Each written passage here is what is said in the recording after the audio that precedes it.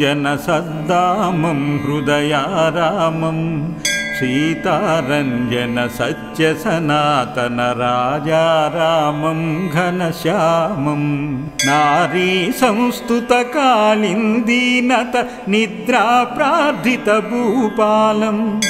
रामं त्वां शिरसा सततं प्रणमामि छेदितासत्तालं नानारक्षसहन्तारं शरधर्तारं जनताधारं वालीमर्दनसागरबन्धन नानाकौतुककर्तारं पौरानन्ददनारीतोषक कस्तूरीयुतसत्फालं रामं त्वां शिरसा सततं प्रणमामि छेदितासत्तालं श्रीकान्तं जगतीकान्तं स्तुतसद्भक्तं बहुसद्भक्तं सद्भक्तहृदयेप्सितपूरक पद्माक्षं नृपजाकान्तं पृथ्वीजापति विश्वामित्रसुविद्यादर्शितसच्चीलं रामं त्वां शिरसा सततं प्रणमामि छेदितासत्तालं सीतारञ्जितविश्वेशं धरपृथ्वीशं सुरलोकेशं ग्रावोद्धारण रावणमर्दन तद्भ्रातृकृतलङ्केशं किष्किन्धाकृतसुग्रीवं प्लवगबृन्दाधिपसत्पालं रामं त्वां शिरसा सततं प्रणमामि छेदितासत्तालं श्रीनाथं जगतां नाथं जगतीनाथं नृपतीनाथं भूदेवासुरनिर्जरपन्नग गन्धर्वादिकसन्नाथं कोदण्डद्रुततूणीरान्वितसङ्ग्रामे कृतभूपालं रामं त्वां शिरसा सततं प्रणमामि छेदितासत्तालं रामेशं जगतामीशं जम्बुद्वीपेशं नतलोकेशं वाल्मीकिकृतसंस्तवहर्षित सीतालालितवागीशं पृथ्वीशं हृतभूभारं सतयोगीन्द्रं जगतीपालं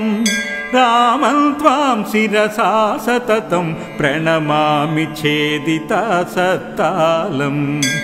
चिद्रूपं जितसद्रूपं नतसद्भक्तं नतसद्भूपं सप्तद्वीपजवर्षजकामिनि संनीराजितपृथ्वीशं नानापार्थिवनानोपायन सम्यक्तोषितसद्भूपं रामं त्वां शिरसा सततं प्रणमामि छेदितासत्तालं संसेव्यं मुनिभिर्गेयं कविभिस्तव्यं हृदि सन्ध्यारं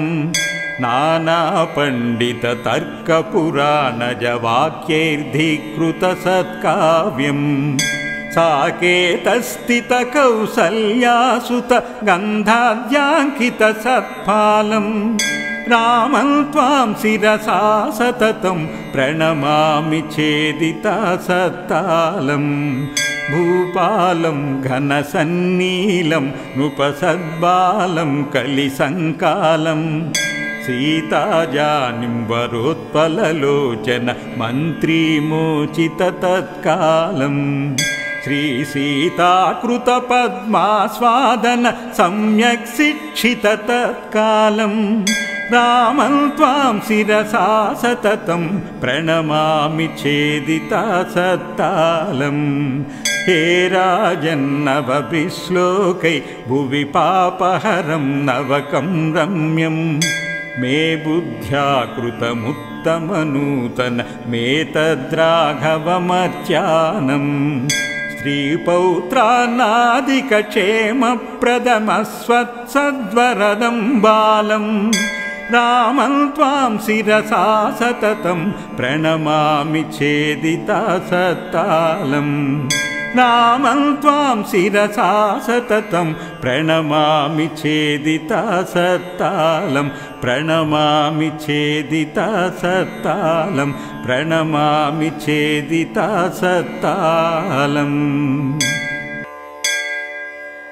श्रीरामं मुनिविश्रामं जनसद्दामं हृदयारामं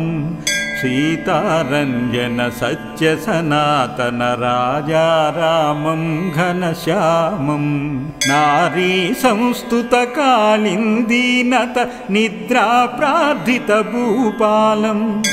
रामं त्वां शिरसा सततं प्रणमामि छेदितसत्तालं नानारक्षसहन्तारं शरधर्तारं जनताधारं वालीमर्दनसागरबन्धन नानाकौतुककर्तारं पौरानन्ददनारीतोषक कस्तूरीयुतसत्फालं रामं त्वां शिरसा सततं प्रणमामि छेदितसत्तालं श्रीकान्तं जगतीकान्तं स्तुतसद्भक्तं बहुसद्भक्तं सद्भक्तहृदयेप्सितपूरक पद्माक्षं नृपजाकान्तं पृथ्वीजापति विश्वामित्रसुविद्यादर्शितसच्चीलं रामं त्वां शिरसा सततं प्रणमामि छेदितसत्तालं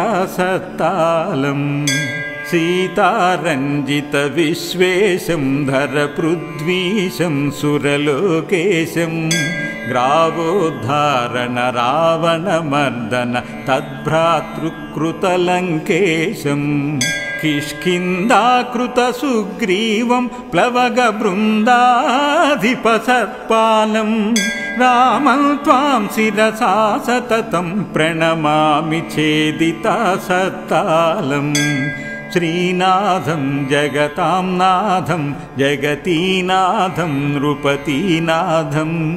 भूदेवासुरनिर्जरपन्नग गन्धर्वादिकसन्नाथं कोदण्डद्रुततूणीरान्वितसङ्ग्रामे कृतभूपालं रामं त्वां शिरसा सततं प्रणमामि छेदितसत्तालं रामेशं जगतामीशं जम्बुद्वीपेशं नतलोकेशं वाल्मीकिकृतसंस्तवहर्षित सीतालालितवागीशं पृथ्वीशं हृतभूभारं सतयोगीन्द्रं जगतीपालं रामं त्वां शिरसा सततं प्रणमामि छेदितसत्तालं चिद्रूपं जितसद्रूपं नतसद्भक्तं नतसद्भूपं सप्तद्वीपजवर्षजकामिनि संनीराजितपृथ्वीशं नानापार्थिवनानोपायन सम्यक्तोषितसद्भूपं रामं त्वां शिरसा सततं प्रणमामि छेदितसत्तालं संसेव्यं मुनिभिर्गेयं कविभिस्तव्यं हृदि सन्ध्यारं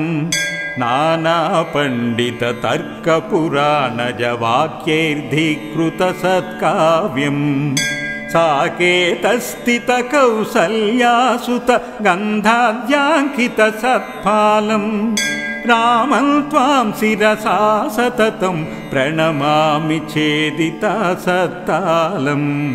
भूपालं घनसन्नीलं नृपसद्बालं कलिसङ्कालं सीताजानिं वरोत्पललोचन मन्त्रीमोचिततत्कालं श्रीसीताकृतपद्मास्वादन सम्यक् शिक्षिततत्कालं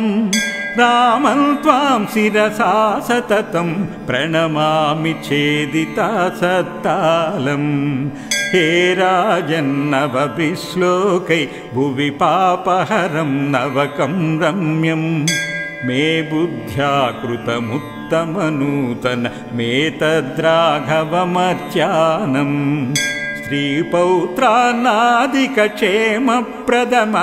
स्त्रीपौत्रान्नादिकक्षेमप्रदमस्वत्सद्वरदं बालं रामं त्वां शिरसा सततं प्रणमामि छेदितासत्तालं रामं त्वां शिरसा सततं प्रणमामि छेदितासत्तालं प्रणमामि छेदितासत्तालं प्रणमामि छेदितासत्तालम् श्रीरामं मुनिविश्रामं जनसद्दामं हृदयारामं सीतारञ्जनसत्यसनातनराजारामं घनश्यामं नारीसंस्तुतकालिन्दीनत निद्राप्रार्थितभूपालं रामं त्वां शिरसा सततं प्रणमामि छेदितासत्तालं नानारक्षसहन्तारं शरधर्तारं जनताधारं वालीमर्दनसागरबन्धन नानाकौतुककर्तारम् पौरानन्ददनारीतोषक कस्तूरीयुतसत्फालं रामं त्वां शिरसा सततं प्रणमामि छेदितासत्तालं श्रीकान्तं जगतीकान्तं स्तुतसद्भक्तं बहुसद्भक्तं सद्भक्तहृदयेप्सितपूरक पद्माक्षं नृपजाकान्तं पृथ्वीजापति विश्वामित्रसुविद्यादर्शितसच्चीलं रामं त्वां शिरसा सततं प्रणमामि छेदितासत्तालं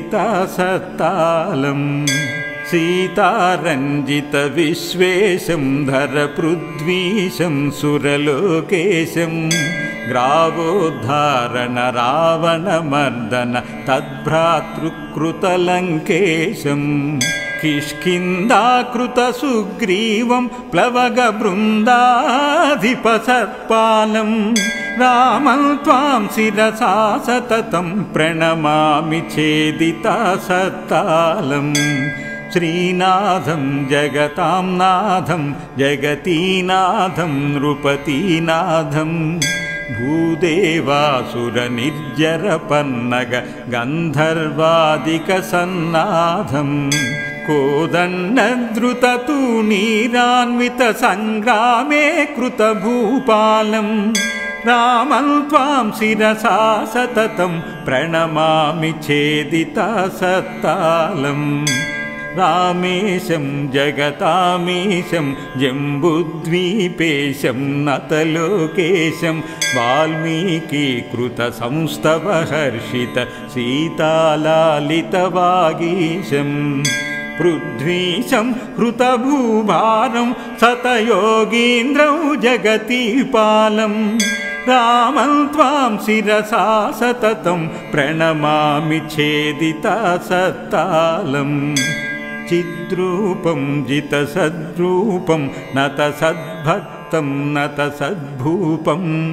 सप्तद्वीपजवर्षजकामिनि संनीराजितपृथ्वीशं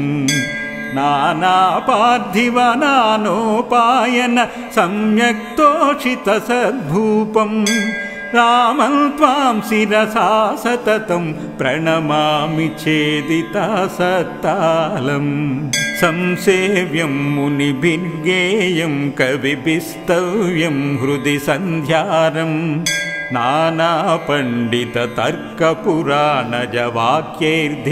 नानापण्डिततर्कपुराणजवाक्यैर्धिकृतसत्काव्यं साकेतस्थितकौसल्यासुत गन्धाद्याङ्कितसत्फालं रामं त्वां शिरसा सततं प्रणमामि छेदितासत्तालं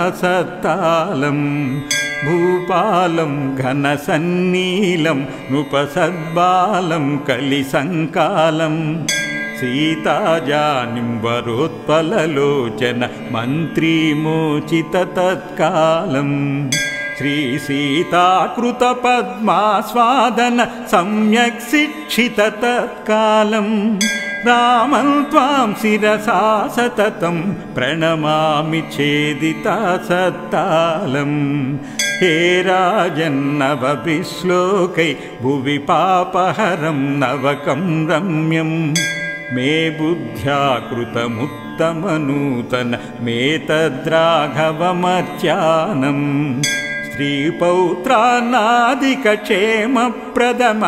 स्त्रीपौत्रान्नादिकक्षेमप्रदमस्वत्सद्वरदं बालं रामं त्वां शिरसा सततं प्रणमामि छेदिता सत्तालं रामं त्वां शिरसा सततं प्रणमामि छेदिता सत्तालं प्रणमामि छेदिता सत्तालं प्रणमामि छेदिता सत्तालम् श्रीरामं मुनिविश्रामं जनसद्दामं हृदयारामं सीतारञ्जन सत्यसनातन राजारामं घनश्यामं नारी संस्तुतकालिन्दीनत निद्रा प्रार्थित भूपालं रामं त्वां शिरसा सततं प्रणमामि छेदिता सत्तालं नानारक्षसहन्तारं शरधर्तारं जनताधारं वालीमर्दनसागरबन्धन नानाकौतुककर्तारं पौरानन्ददनारीतोषक कस्तूरीयुत सत्फालं रामं त्वां शिरसा सततं प्रणमामि छेदिता सत्तालं श्रीकान्तं जगतीकान्तं स्तुतसद्भक्तं बहुसद्भक्तं सद्भक्तहृदयेप्सितपूरक पद्माक्षं नृपजाकान्तं पृथ्वीजापति विश्वामित्रसुविद्यादर्शित सच्चीलं रामं त्वां शिरसा सततं प्रणमामि छेदिता सत्तालं सीतारञ्जित विश्वेशं धरपृथ्वीशं सुरलोकेशं ग्रावोद्धारण रावणमर्दन तद्भ्रातृकृतलङ्केशं किष्किन्धाकृतसुग्रीवं प्लवगबृन्दाधिपसत्पालं रामं त्वां शिरसा सततं प्रणमामि छेदिता सत्तालं श्रीनाथं जगतां नाथं जगतीनाथं नृपतीनाथं भूदेवासुरनिर्जरपन्नग गन्धर्वादिकसन्नाथं कोदण्डद्रुततूणीरान्वितसङ्ग्रामे कृतभूपालं रामं त्वां शिरसा सततं प्रणमामि छेदिता सत्तालं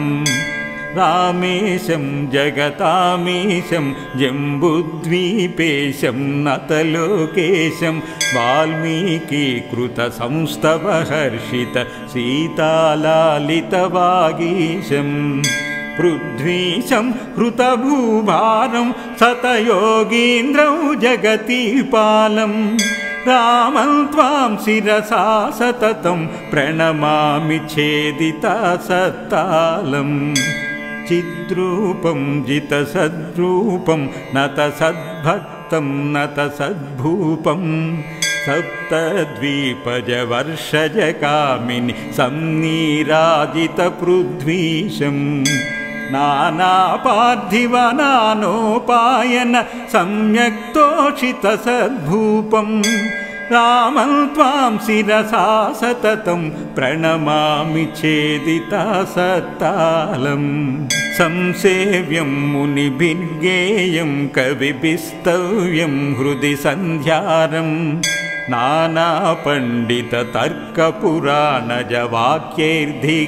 नानापण्डिततर्कपुराणजवाक्यैर्धिकृतसत्काव्यं साकेतस्थितकौसल्यासुत गन्धाद्याङ्कितसत्फालं रामं त्वां शिरसा सततं प्रणमामि छेदितासत्तालं भूपालं घनसन्नीलं नृपसद्बालं कलिसङ्कालं सीताजानिं वरोत्पललोचन मन्त्रीमोचिततत्कालं श्रीसीताकृतपद्मास्वादन सम्यक् शिक्षिततत्कालं रामं त्वां शिरसा सततं प्रणमामि छेदितासत्तालं हे राजन्नवभिश्लोकै भुवि पापहरं नवकं रम्यं मे बुद्ध्या कृतमुत्तमनूतन मेतद्राघवमर्च्यानं स्त्रीपौत्रान्नादिकक्षेमप्रदमस्वत्सद्वरदं बालं रामं त्वां शिरसा सततं प्रणमामि छेदितासत्तालं रामं त्वां शिरसा सततं प्रणमामि छेदितासत्तालं प्रणमामि छेदितासत्तालं प्रणमामि छेदितासत्तालम् इति श्री नारदकृत श्रीरामस्तुति सम्पूर्णम्।